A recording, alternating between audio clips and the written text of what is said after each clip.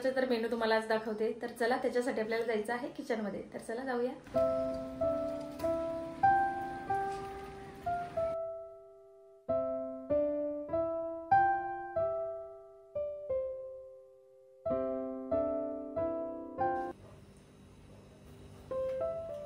भाकरी टाकून घेऊ आपण.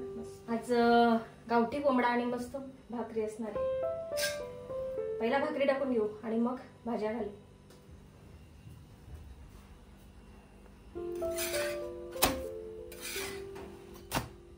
इथे भाकरी मी भाजून घेतल्यात आणि बाकीची आपली तयारी करून घेतलेली आहे.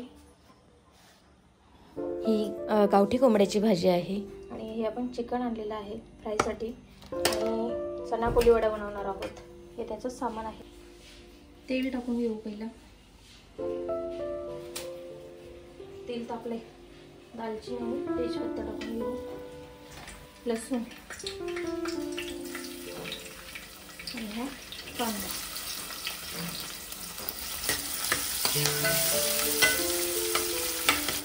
आणि आपण वाटण बनवून घेतलेलं आहे आपलं भाजीसाठी. आणि आपला हा मसाला पण वापरणार आहोत. हळद, गरम मसाला, हा तिखट मसाला आणि हा सुद्धा आहे कलरचा मसाला. कांदा आपला मस्त लाल होत आला. मसाले टाकून घेऊ. हळद घालून घेतो, त्यानंतर गरम मसाला आणि आपल्या आवडीनुसार तिखट मिक्स करून घेऊ. आणि याच्यामध्ये आता आपण हा जो वाटण बनवलेला आहे तो टाकून घेऊ.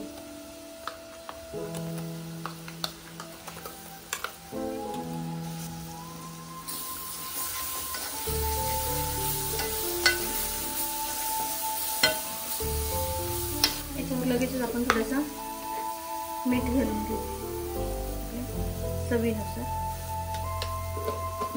आणि बाजूला हे मी गरम पाणी केलंय, तेच टाकते आता.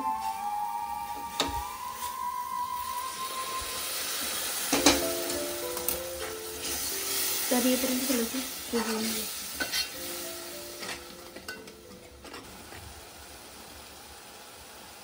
हे बघ अशी तर्री सुटते. तेल आणि मसाला वेगवेगळा झाला का मग भाजी घालून घेऊ आपण ह्याच्यात. चला, मसाला आपला मस्त शिजलेला आहे आणि त्यामध्ये आपण लगेचच ही भाजी घालून घेऊ.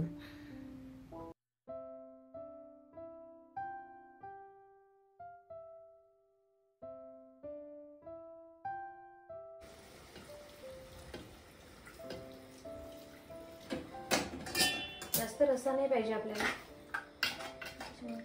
थोडंसंच पाणी टाकलंय. शिजवून घेऊ.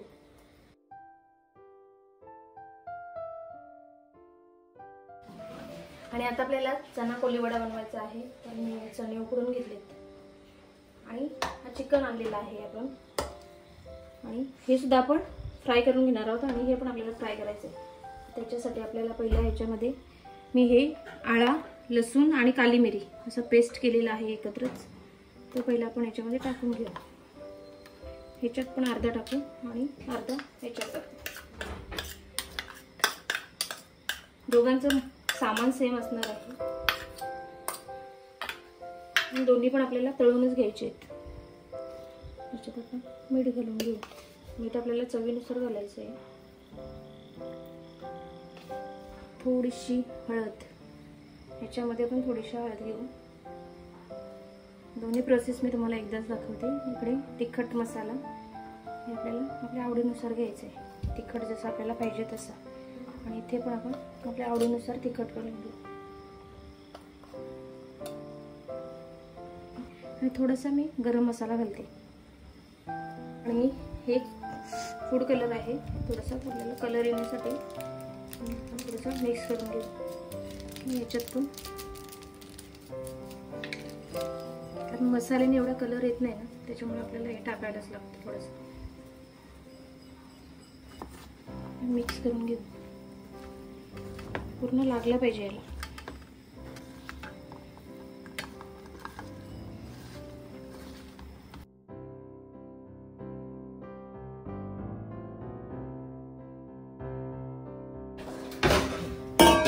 कोल्हे वड्यासाठी मी दुसरा भांडा घेते, कारण ह्याच्यात मला मिक्स करायला जमत नाही. मटन मधून ह्याच्यामध्ये टाकून घेऊ. आणि याच्यामध्ये आपल्याला कॉर्नफ्लॉवर टाकून घ्यायचं आहे.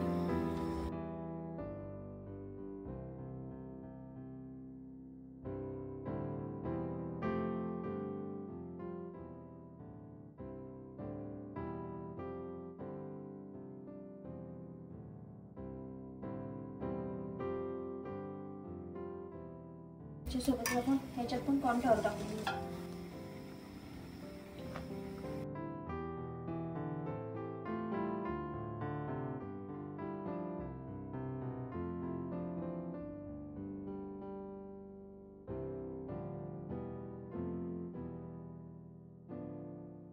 यात आपण अर्ध्या तासासाठी असंच ठेवू आणि थोड्या वेळाने फ्राय करू.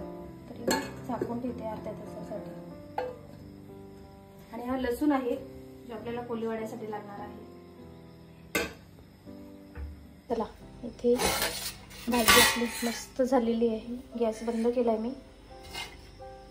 तर्री पण आले छानपैकी.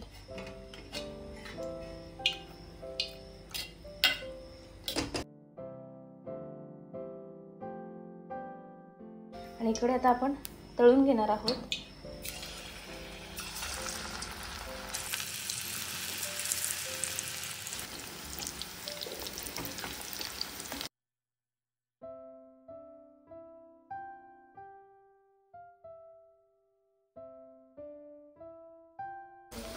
आता आपण हा लसूण टाकून घेऊ त्याच्यामध्ये. हा टाकल्यावर थोडासा सांभाळून, कारण उडतो म्हणून मी एकदाच टाकून देतो.